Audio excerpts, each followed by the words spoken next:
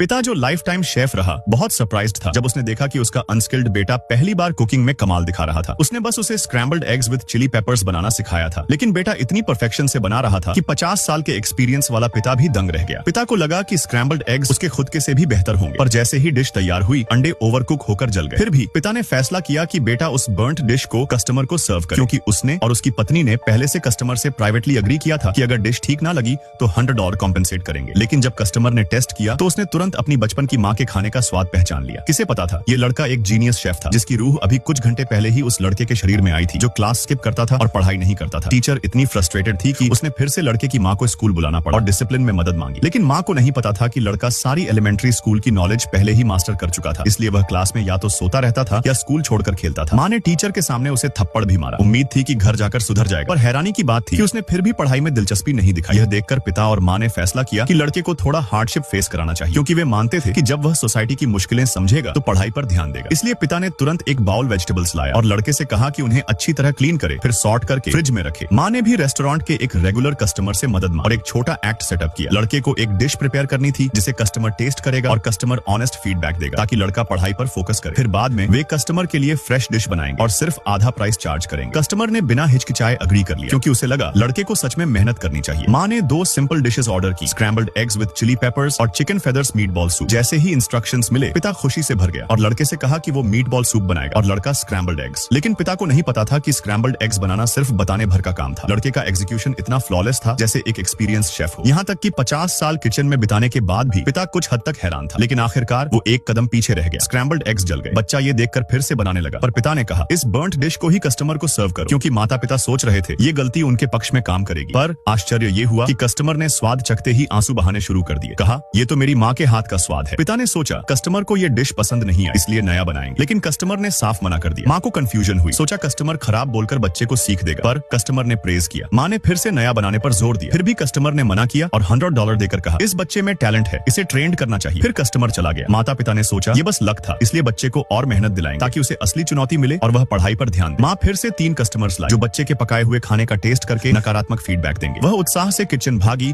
और बच्चे से कहा 4 डिशेस एक साथ बनाओ।